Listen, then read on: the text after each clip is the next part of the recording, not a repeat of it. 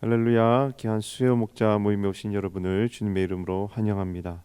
이 시간 우리 함께 찬양함으로 하나님께 먼저 영광 올려드리고 귀한 말씀 듣는 시간 가졌으면 좋겠습니다. 전능하신 나의 주 하나님은 함께 찬양하시겠습니다.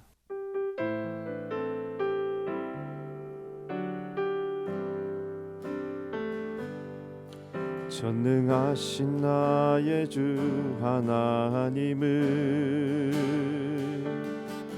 능치 못하실 일 전혀 없네.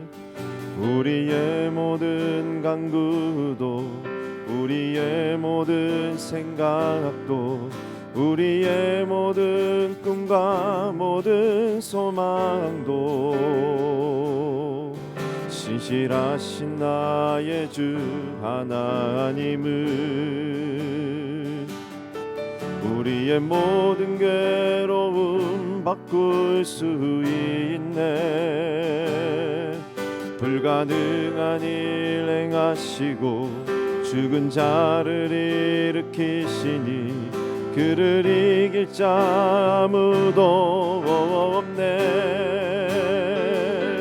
주의 말씀 의지하여 깊은 곳에 금을 던져 오늘 그가 놀라운 일을 이루시는 것 보라. 주의 말씀 의지하여 믿음으로 금을 던져 믿는 자에게 능치 못함 없네. 전능하신 나의 주 하나님은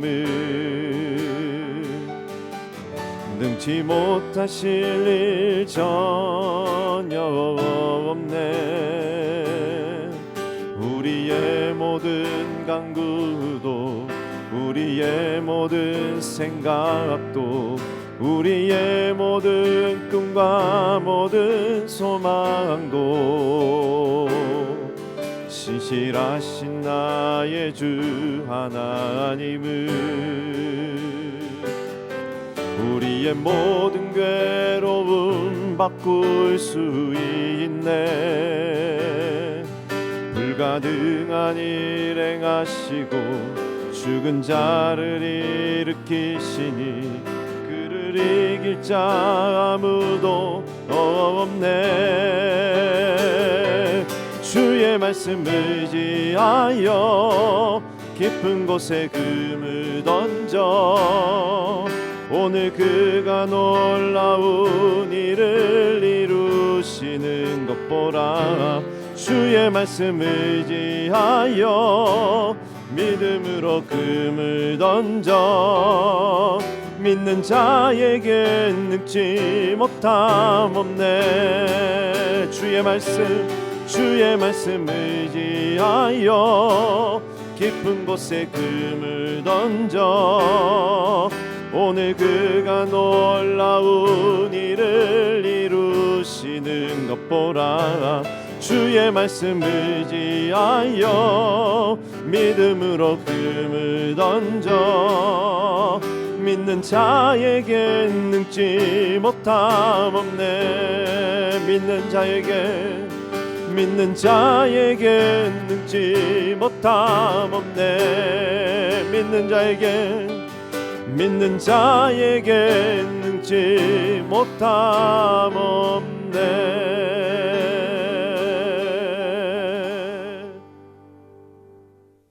전능하신 하나님의 이름을 찬양합니다.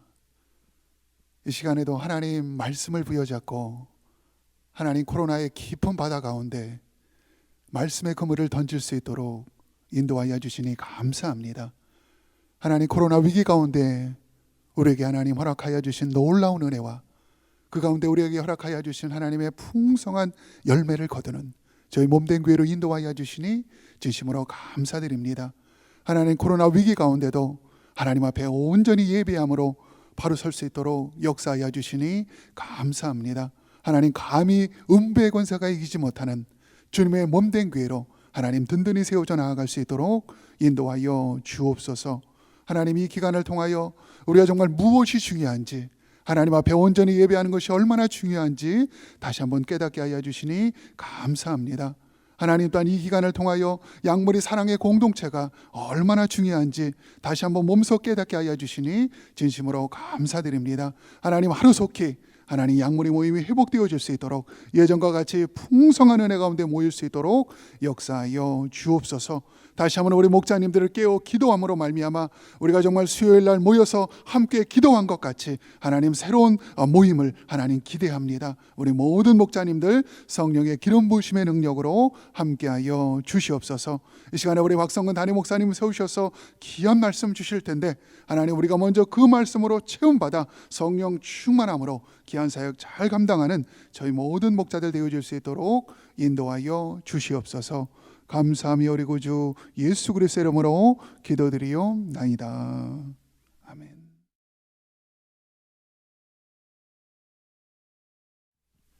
할렐루야. 우리 귀한 목자님들 한 주간도 잘 지내신 줄 믿습니다. 코로나가 많이 이제 진정되고 있죠. 아마 백신이 접종이 시작되면서 상당히 많은 영향을 끼치는 것 같습니다. 지난 주일에도 새로운 분들이 많이 나오셨는데 그동안 못 나오셨다가 나오신 분들 중에 백신 맞고 나오신 분들이 많이 계셨어요. 그래서 이제 차츰차츰 백신이 보급되면서 예배도 회복이 되고 또 약물이도 회복돼야 되지 않을까 생각합니다. 계속 기대해 주시길 바랍니다.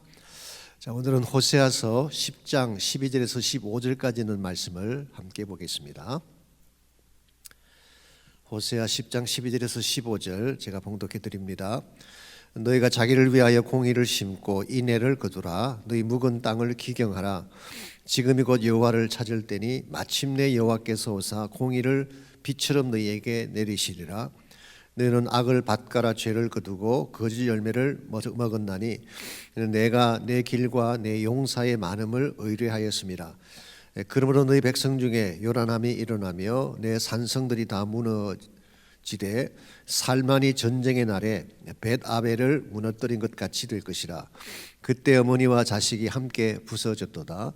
너희의 큰 악으로 말미암아 베델이 이같이 너희에게 행하리니 이스라엘 왕이 새벽에 정령 망하리로다. 아멘. 잘 심고 잘 거두자, 이런 제목으로 제가 말씀을 준비했습니다. 콩 심은 데 콩 나고 팥 심은 데 팥 남다는 속담이 있죠. 누구나 알고 있는 그런 속담이고 또 자연 법칙이기도 합니다. 그럼에도 불구하고 잘못된 것을 심고 좋은 것을 거두려고 하는 사람들이 있죠. 왜 이와 같은 현상이 나타날까요? 한 두 가지 이유 때문이라고 생각을 합니다. 첫 번째는 요행 심리 때문이 아닌가.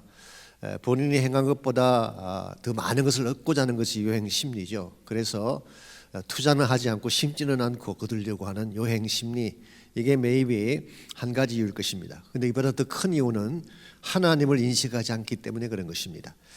모든 만물이 하나님에 의해서 다스려지고 있는 것이고 하나님은 모든 원리를 만드신 분이기도 합니다. 그러므로 하나님의 세계는 우연이라는 단어가 없습니다.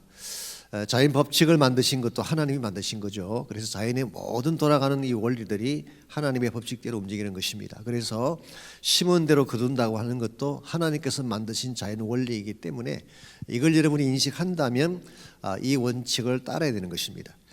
가끔 기독교 신앙은 인과응보가 아니라고 생각하는 분들이 계시죠. 불교가 인과응보를 강조하는 것이고 기독교는 그렇지 않다고 생각을 하는데 사실 이것은 좀 잘 생각을 해봐야 됩니다. 왜 그런 생각을 하게 되냐고 하면 죄를 지었는데 지옥 가지 않고 은혜로 구원받으니까 인과응보가 아니라고 생각을 하죠. 근데 가만히 잘 생각해 보면 은혜라고 하는 것은 인과응보적인 자연 원리를 어긴 것이 아니라 초월한 것입니다.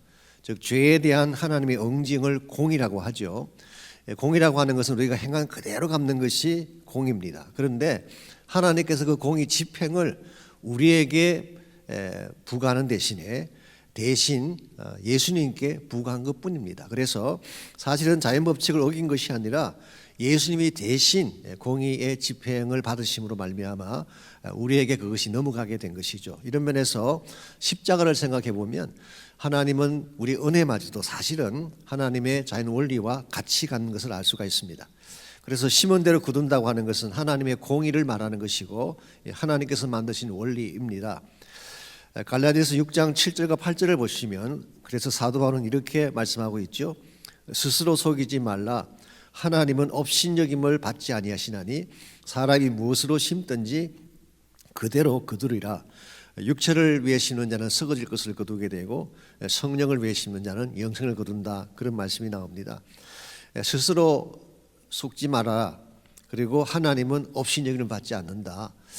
업신여김 받지 않는다는 이 말의 뜻은 하나님은 조롱받지 않는다 그런 뜻입니다. 즉 하나님께서 행하신 법칙이 있는데 법칙대로 행하지 않음으로 사람을 조롱하지 말라 그런 뜻이에요. 그래서 사람이 무엇으로 심든지 그대로 거둔다고 하는 것이 하나님께서 만드신 원리이고 이것을 어기는 것은 하나님을 조롱하는 결과가 되는 것입니다. 그래서 정말 여러분과 제가 좋은 열매를 맺기를 원하고 좋은 삶의 자질을 갖추기를 원한다면 좋은 것을 심어야 돼요. 좋은 것을 심어야 되는 것입니다. 그래서 우리 크리스찬 삶은 어떤 면에서 일평생 동안 무엇을 심는 삶이라고 할 수가 있는데요.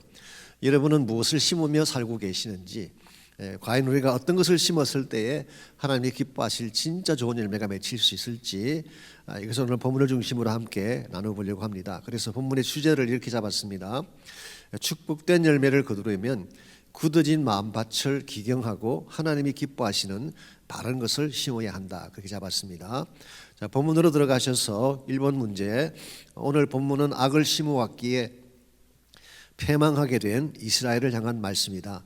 13절을 읽고 그들이 거짓의 열매를 먹게 된 이유에 대해서 말해보라 그랬습니다.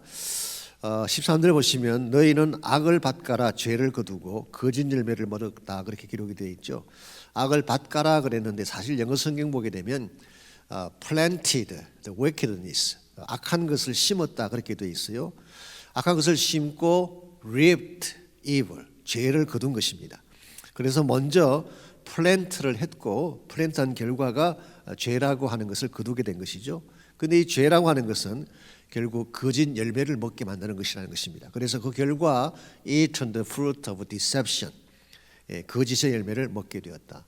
여기서 거짓의 열매라고 하는 것은 아마 두 가지 의미가 있는 것 같습니다. 첫째는 가짜라는 의미가 있겠죠.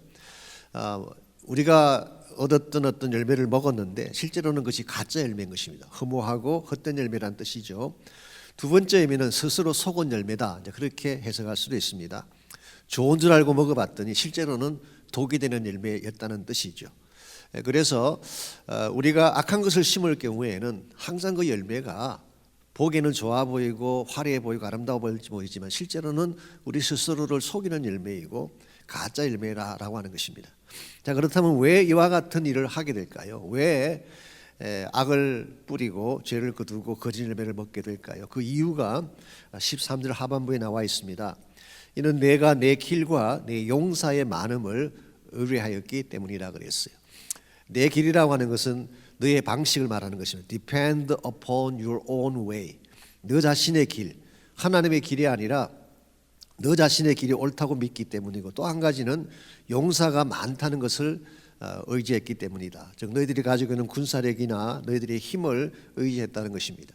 즉 하나님을 무시하고 자신의 힘을 믿고 자기 마음대로 사는 사람들의 특징이 악을 심는 것입니다. 하나님이 기뻐하지 않는 정반대의 악한 것을 심게 되고 결과적으로 죄를 거두고 죄의 열매를 먹을 수밖에 없는, 이게 사실 오늘날 이 시대를 살고 있는 사람들 대다수가 경험하고 있는 현실입니다. 본인들은 똑똑하다고 생각을 하지만 본인들은 그렇게 사는 것이 성공이라고 생각할지 모르지만 나중에 보면 스스로 속은 것입니다. 그리고 하나님의 뜻대로 살지 않았기 때문에 결과적으로는 파멸을 경험할 수밖에 없는, 이것이 악을 심는 자의 모습이라고 할 수가 있겠습니다. 자, 그렇다면 여기서 말하는 거짓의 열매가 구체적으로 어떤 것을 말하는 것인지, 이번 문제 그들의 심은 죄악이 결국 그들에게 어떤 열매를 안겨주었는가, 14절과 15절을 읽고 정리해 보라 그랬습니다. 14절 보시면은 그러므로 너희 백성 중에 요란함이 일어나며, 이 요란함이라고 하는 것은 전쟁 소리를 말합니다. 혹은 turmoil, agitation, 격동하는 그런 일들이 백성 가운데 일어나는 것입니다. 전쟁의 소리죠. 두 번째로 산성들이 다 무너지게 된다. 살만이 전쟁의 날에 벳 아벨을 무너뜨림 같이 산성이 무너진다 그랬습니다. 여기 살만이 전쟁을 일으켰다고 했는데 이 살만이 누구를 말하는 것일까? 두 가지 가능성이 있습니다. 살만 에셀이라고 하는 아수르 왕이 있습니다. 그래서 살만 에셀 3세를 의미할 수가 있고요. 또 한 가지 가능성은 살만 에셀의 5세, 즉 손자를 의미할 수가 있습니다. 주전 722년도에 그 사마리아가 함락을 당할 때 약 3년 동안 포위당했다가 함락당하고 망하지 않습니까? 그때는 살만 에셀 5세가 그 일을 한 것입니다. 오늘 본문에서 말하는 이 살만은 maybe 3세를 의미할 가능성이 있습니다. 그래서 사마리아 성 자체가 무너지기 전에 아마 벳 아벨이라고 하는 성을 무너뜨렸던 침공이 있었던 것 같습니다. 그랬던 것처럼 똑같이 이제 장차 사마리아 도성이 무너질 것을 그렇게 예고한 것입니다. 그래서 15절 너희의 큰 악으로 말미암아 베델이 이같이 너희에게 행하리니 이스라엘 왕이 새벽에 정령 망하리로다. 베델이 너희에게 행했다. 이 말의 뜻은 베델이라는 도시가 그렇게 했다는 뜻이 아니라 베델에 세운 금송아지가 이런 일을 만든 원인이다 그런 뜻입니다. 그래서 그들이 베델에 금송아지 우상을 세우고 하나님을 떠났는데 결과적으로 그것이 안겨준 결과는 패망이라는 것입니다. 이스라엘 왕이 새벽에 정령 망할 것이다. 일반적으로 새벽이라고 하는 것은 빛을 상징하고 희망을 상징하는 것인데 오늘 본문의 경우는 정반대입니다. 날이 밝기가 무섭게 망하게 되는. 그래서 날이 밝았는데 심판이 기다리고 있는 케이스죠. 이것이 악을 심었을 때 주어질 수 있는 결과라고 할 수가 있겠습니다. 자, 그렇다면 이와 같이 악을 심게 되면 죄를 거두게 되고 죄의 열매는 이와 같이 파멸을 가져오게 되는데 이것을 바꾸려면 어떻게 하면 될까요? 우리가 나쁜 것을 심었을 때 결과적으로 패망과 나쁜 결과를 가질 수밖에 없는데 이걸 바꾸려면 과연 무엇이 필요할까요? 3번 문제가 그것을 다루고 있습니다. 하나님은 무엇을 심고 무엇을 거두라고 하셨는가? 바른 것을 심으려면 먼저 무엇이 필요할까라고 물었습니다. 그래서 12절을 보시게 되면 사실 지금 이스라엘 백성의 상황은 그동안에 악한 것을 많이 심어왔기 때문에 패망을 향해 달리고 있습니다. 그래도 불구하고 하나님은 호세아를 통해서 그래도 한 가지 빛의 소망을 안겨주고 싶어 하세요. 이게 참 하나님의 긍휼입니다. 그래서 12절을 보게 되면 너희가 자기를 위하여 공의를 심고 인애를 거두라. 이게 바로 악을 심는 것과 정반대되는 케이스죠. 우리가 살려면 우리가 좋은 열매를 맺고 아름답게 살기를 원한다면 공의를 심고 인애를 거두어야 된다 그런 뜻입니다. 여기 공의라고 번역을 했는데요. 옛날 우리 한글 개역 한글에는 의라고 했습니다. 의를 심고 긍휼을 거두라 그렇게 했는데 아마 이렇게 개역 개정판을 만들면서 공의라고 바꾼 것 같습니다. 여기서 공의라고 하니까 여러분께서는 justice를 생각할 가능성이 많은데요. 그런 뜻은 아닙니다. 원문을 봐도 그렇고 오늘 본문의 의미를 봐도 그렇고 righteousness예요. 그래서 제 개인적으로는 의를 심는다는 것이 더 본문과 맞는 것 같은데 왜 공의를 바꾸는지 모르겠어요. 그래서 의를 심고 긍휼을 거두라 혹은 의를 심고 사랑을 거두라 그렇게 번역하는 것이 더 옳습니다. 여기서 의를 심는다고 하는 것은 하나님이 기뻐하는 바른 것을 심으라는 것입니다. 하나님의 진리를 심고 하나님의 선을 심는 이게 righteousness죠. 그래서 우리가 평생을 살면서 하나님이 기뻐하시는 것들을 많이 심게 되면 인애를 거두게 된다. 이 인애라는 단어는 헤세드라고 하는 히브리 말 여러 차례 말씀드렸죠. 이것은 하나님의 변치 않는 사랑을 말하는 것입니다. 그래서 NIV가 그렇게 번역을 했습니다. Unfailing love라고 번역을 했어요. 그래서 여기서 인애라고 하는 것은 단순히 뭐 우리가 가지고 있는 긍휼이나 자비를 말한다기보다는 하나님 사랑의 본질을 말한다고 하는 것이 더 옳습니다. 그래서 정리해 보면 이런 것입니다. 하나님의 사랑은 사실 변하지 않았어요. 언제나 흐르고 있고 하나님의 사랑의 축복은 항상 우리를 향해 다가오고 있는데 무엇이 그것을 막았다는 것입니까? 죄를 심었기 때문에 이 죄를 심고 탐심을 심고 악한 것을 심었기 때문에 하나님의 사랑이 막혔던 것이죠. 그래서 우리가 다시 바른 씨앗을 심게 되면 막혔던 사랑이 다시 풀리게 되고 하나님의 축복이 다시 우리에게 임하게 된다 그런 뜻입니다. 그래서 사실 우리가 악을 심고 죄를 심었던 우리의 삶이 이제는 하나님의 진리를 심고 복음을 심고 생명을 심게 된다면 하나님이 우리에게 주기를 원하시는 모든 사랑의 축복과 놀라운 열매의 축복들이 주어질 수 있음을 말씀하고 있습니다. 자, 그렇다면 우리가 바른 것을 심으려면 무엇이 필요할까요? 바른 것을 심어야지 회복이 가능한데 바른 것을 심으려면 무엇이 필요할까요? 첫 번째로 필요한 것이 우리 12절에 보시면은 너희 묵은 땅을 기경하라 그랬어요. 우리 묵은 땅을 기경하지 아니하면은 바른 것을 심을 수가 없다 그런 뜻입니다. 여기 묵은 땅이라고 하는 것은 우리 마음의 밭을 말하는 것입니다. 그래서 New Living Translation은 그걸 아예 그렇게 밝혀 놓았어. Plow up the hard ground of your heart. 너희들의 마음에 굳어진 것을 갈아엎어라, 깨뜨려라 그렇게 번역을 했습니다. 자, 우리의 마음이 왜 굳어지게 됐을까요? 우리 마음이 굳어지게 된 데는 여러 가지 이유가 있을 것입니다. 우리 예수님의 그 씨 뿌리는 비유에 나오는 것처럼 사람들이 많이 밟아서 굳어지는 경우도 있죠. 우리가 세상 가운데 살다 보면은 마음이 굳어질 가능성이 있습니다. 또 한 가지 가능성, 우리 안에 있는 이기심이나 탐심 때문에 마음이 굳어지는 경우가 있어요. 내 안에 탐심이 있고 이기심이 있으면 진리의 말씀 앞에 문이 닫히게 되는 것입니다. 여기서 마음이 굳어진 이유 중에 하나가 내 마음에 이기심 때문일 수가 있죠. 혹은 오래된 습관이나 타성이 우리 마음의 밭을 굳게 만들 수가 있습니다. 교회 생활을 오래 하고 신앙생활을 오래 하다 보면 우리도 모르는 가운데 우리 마음이 좀 굳어져 가는데 이걸 인식하지 못할 때가 많이 있죠. 그래서 오랜 습관, 또 오랜 관행, 타성 이런 것들이 우리 마음을 굳게 만드는 것입니다. 이걸 깨뜨려야 된다는 것입니다. 그래서 우리 마음을 다시 깨뜨려서 기경을 하지 아니하면은 하나님이 아무리 좋은 씨앗을 뿌리기를 원하셔도 뿌릴 수가 없는 것입니다. 그래서 제일 먼저 해야 될 것이 우리 마음에 굳은 땅을 기경하는 것입니다. 자, 4번 문제, 두 번째로 해야 될 일입니다. 지금이 곧 여호와를 찾을 때라고 했다. 이 말이 무엇을 하는 뜻일까? 여호와를 바르게 찾는 방법에 대해서 나누어 보라 그랬습니다. 여호와를 찾는다 이 말의 뜻은 seek the Lord. 하나님을 구하라, 하나님을 찾아라 그런 뜻을 가지고 있습니다. 그래서 maybe 여기서 여호와를 찾는다고 하는 말의 의미는 하나님께 나아가서 기도하라 그렇게 해석할 수가 있겠습니다. 하나님께 나아가서 기도하고 하나님을 붙잡을 때에 우리 삶에 좋은 열매가 맺힌다 그렇게 해석할 수가 있는 것이죠. 그리고 또 한 가지 가능성은 하나님을 예배하라는 뜻으로 해석할 수가 있습니다. 그래서 현대인의 성경이 그렇게 번역을 했습니다. worship God이라고 번역을 해놓았어요.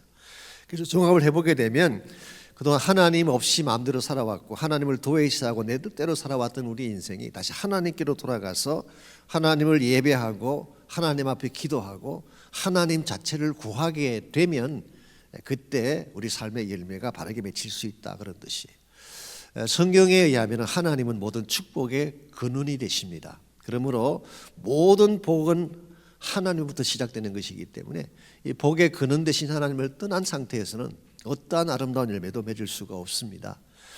토니 에반스라는 목사님이 언젠가 설교 중에 그런 말씀하셨어요. source와 resource는 다르다 그렇게 이야기하셨어요.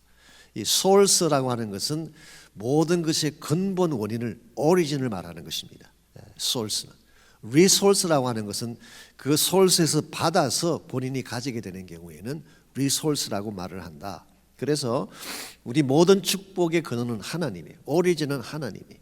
근데 하나님을 만나서 하나님으로부터 우리가 받게 되는 것이 resource예요. 우리 가진 자원이 되는 것이죠. 창세기 12장에 보시게 되면 하나님 아브라함을 부르셨을 때에 내가 너를 복을 주어서 이름을 장대하게 하겠다 그렇게 말씀하신 후에 너는 복이 될지라 그랬어요. 옛날 성경에는 복의 근원이 되라 그렇게 번역을 했는데 우리 개정 성경에서는 너는 복이 될지라 그랬어요. 거기서 하나님이 아브라함에게 복을 주셨는데요. 그 복은 아브라함을 통해서 수많은 사람들이 복을 받고 수많은 족속들이 복을 받게 되는 것을 말하는 것입니다. 자, 그렇다면은 아브라함에게 주어진 그 복은 사실 리소스예요. 그 근본적인 복의 오리진은 하나님 자체예요. 그래서 아브라함이 하나님 부르심 받고 하나님을 만났을 때 모든 축복과 생명의 근원 되시는 그 하나님이 아브라함에게 그 복을 주셨고 이제 그 복을 통해서 수많은 족속들이 복을 나누어 가지게 되는 이런 면에서 우리 삶의 축복의 근원자는 하나님밖에 없습니다. 우리 인간이 축복을 만든다든가 우리 인간의 열매를 만들 능력이 없어요. 그래서 우리가 정말 좋은 열매 맺기를 원한다면 내 마음의 밭도 기경을 해야 되겠지만 축복의 근원 되시는 하나님을 찾아야 돼요. 하나님께 나아가야 돼요. 5번 문제, 여호와께서 그들 가운데 오시면 무엇을 부어주신다고 했는가? 이것이 무슨 뜻이며 이것이 왜 중요한지 말해보라 그랬습니다. 마침내 여호와께서 오사 공의를 빛처럼 너희에게 내리시리라 그랬어요. 공의를 빛처럼 내리신다. 여기도 역시 공의라고 번역을 했는데요. 역시 영어 성경은 다 이것을 righteousness라고 번역을 해놓았습니다. 그래서 rain, he will rain righteousness on you 그렇게 번역을 해놓았어요. 그래서 하나님이 의를 너희들에게 부어주겠다. 비가 쏟아지듯이 부어주겠다. 그래서 이것은 바로 비는 비인데 그냥 비가 아니라 의의 빛, 하나님이 부어주시는 의의 빛. 이게 바로 축복의 단비이고 은혜의 단비라고 그렇게 부를 수가 있겠습니다. 우리가 아무리 땅을 잘 기경을 하고 좋은 것을 심어도 비가 내리지 아니하면 자랄 수가 없습니다. 결국 자라게 하고 열매를 맺게 하는 것은 하나님께서 부어주시는 단비로 말미암아 이루어지는 것이죠. 이런 면에서 이 축복의 단비를 받는 것, 하나님의 의의 단비를 받는 것은 굉장히 중요한 것입니다. 그래서 우리가 바른 것을 심어야 되고 또 하나님을 직접 만나야 되지만 하나님이 부어주시는 이 의의 단비를 맞아야지 열매가 맺혀지게 되는 것입니다. 궁극적에서 말하는 이 단비는 maybe 성령의 단비를 의미할 가능성도 있습니다. 부흥을 일으키는 근본 원인이 성령에 있지 않습니까? 복음을 일으켰던 근본 원인자도 성령님 아닙니까? 그래서 정말 우리 삶 속에 사랑 열매가 많이 맺히고 또 복음 열매가 많이 맺히고 진정한 차원의 부흥이 일어나기를 원한다면 하나님께서 하늘 문을 여시고 부어주시는 성령의 단비가 쏟아져야 되는 것입니다. 그래서 이 세 가지 요소가 참된 열매를 거두는데 꼭 필요한 요소라고 할 수가 있겠습니다. 그래서 6번 문제, 바른 것을 심고 바른 것을 거두어야 한다. 참된 축복의 열매를 거두려면 무엇이 필요할까? 첫 번째로 축복의 근원이신 하나님을 만나야 됩니다. 축복의 근원. 두 번째로 우리 마음의 밭을 기경을 해야 됩니다. 굳은 내 마음을 깨뜨려야 되는 것이죠. 세 번째로 은혜의 단비, 하나님이 부어주시는 성령의 단비를 맞아야지 우리가 열매를 맺을 수가 있다. 제가 주일날 설교를 그렇게 정리해서 준비를 하려고 합니다. 적용과 나눈 파트를 보시면 1번 문제, 인생은 무엇인가를 심는 여정이다. 당신은 지금까지 무엇을 심으며 살아왔는가? 그것에 대한 후회 혹은 감사가 있으면 나눠보라 그랬습니다. 여러분은 바른 것을 심어 왔다고 생각하십니까? 진짜 가치 있는 것, 진리의 말씀을 심고 사랑을 심고 섬김을 심은 이것은 가치 있는 것이죠. 그런 분들은 아마 감사의 나눔을 하시면 좋겠습니다. 그 반면에 잘못된 것을 심었기 때문에 아마 후회스러운 분도 계실지 모르겠어요.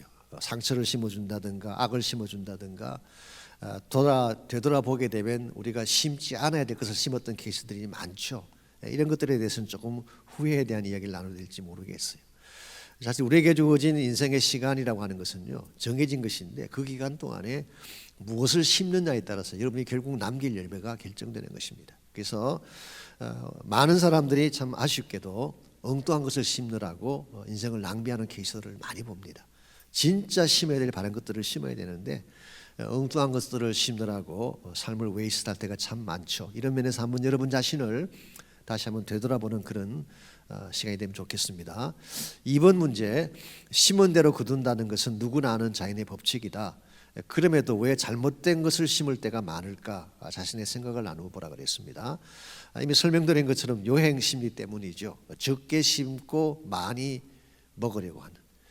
이 로또라는 것이 사실 그런 것입니다. 로또라는 것이 조그마한 돈을 투자해 가지고 갑자기 큰 돈 벌겠다고 하는 것인데 사실 이 로또라고 하는 것은 일종의 갬블입니다. 이것은 갬블이에요. 그래서 뭐 제 개인적으로는 그렇게 이렇게 권하고 싶은 것은 아닙니다만은 여행 심리가 우리가 바른 것을 심지 못하게 만드는 그와 같은 이유가 될 수가 있습니다. 두 번째, 아마 더 큰 이유인데요. 하나님을 의식하지 않기 때문에 잘못된 것을 심는 것입니다. 만약 정말 하나님이 지금도 보고 계시고 내가 심은 것에 대해서 이 보상을 그 징벌이든 상급이든 간에 보상을 준다는 사실을 진짜 안다면 함부로 심지 않을 거예요. 아무 것이나 심지 않을 것입니다. 정말 하나님이 기뻐하는 좋은 것을 심을 텐데 이 하나님 자체를 의식하지 않기 때문에 아무 것이나 심는 것입니다. 3번 문제, 우리 스스로 축복을 만들 수 있을까? 참된 축복의 근원은 무엇일까? 그것을 안다면 어떻게 살아야 할까 그랬습니다.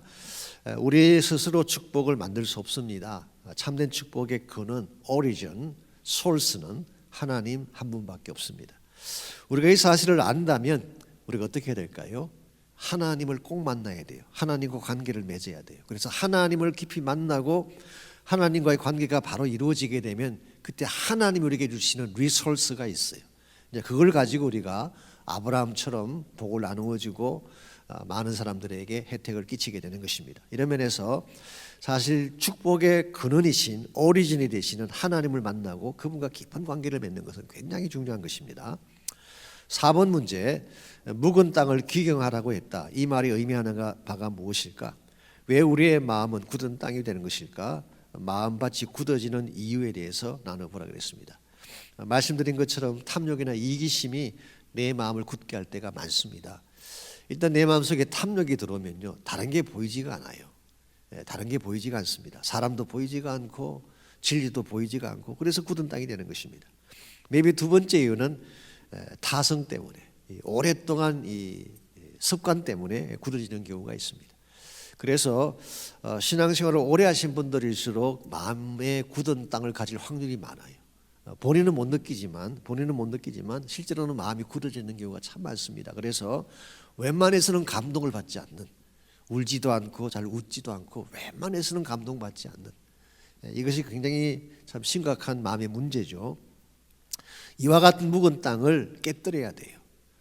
내 안에 있는 이 모든 죄악들을 다 자백하고 깨뜨리고 자복하고 내 마음의 문을 여는 이런 결단들을 해야지. 그렇지 않으면은 아무것도 심을 수가 없는 그런 마음이 되는 것입니다. 그래서 내 마음 땅이 굳어지지 아니하도록 날마다 자신을 돌아보며 내 마음을 깨뜨리며 자복하며 하나님께 나가는 시간 굉장히 중요합니다.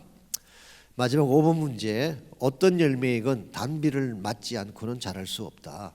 사랑의 열매, 복음의 열매가 많이 맺혀지려면 어떤 비가 내려야 할까? 하늘의 단비를 구하는 기도를 함께 드리라 그랬는데 사랑의 열매가 많이 맺혀지고 복음의 열매가 많이 맺혀지려면 성령의 단비가 필요합니다. 그래서 사실 초대교회에 임했던 부흥운동의 근본 원인이 성령의 단비 때문이잖아요.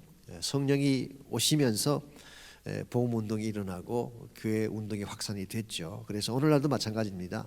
하나님의 교회가 다시 복음으로 일어나기를 원한다면 성령의 단비를 맞아야 돼요. 그래서 우리 성령의 단비를 간구해야 되고 사모해야 되고 이 성령의 단비가 다시 저희 교회 가운데 가득 부어지도록 기도하는 것이 필요합니다.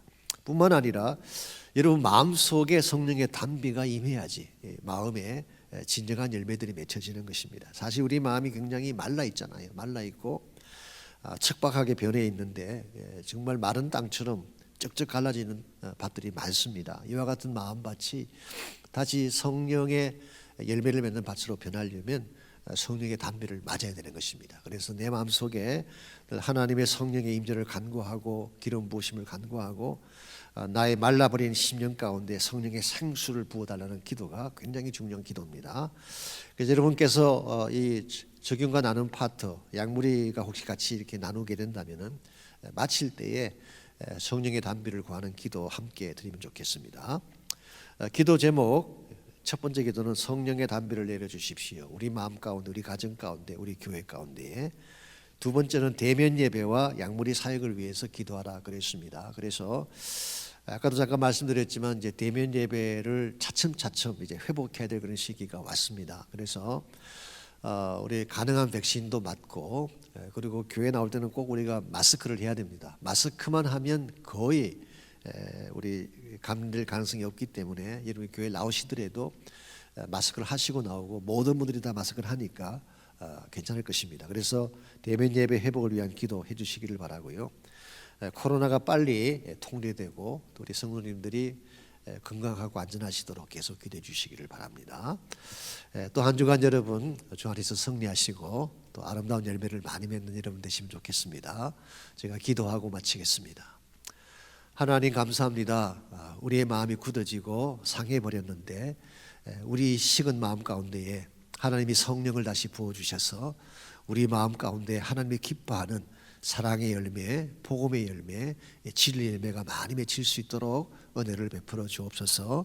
우리 모든 목자님 한 분 한 분의 영육을 강건하게 해주시고 어려운 때이지만 주님 바라보는 가운데에 믿음으로 승리하는 모든 목자님들 되게 하여 주옵소서. 예수님의 이름으로 기도하옵나이다. 아멘.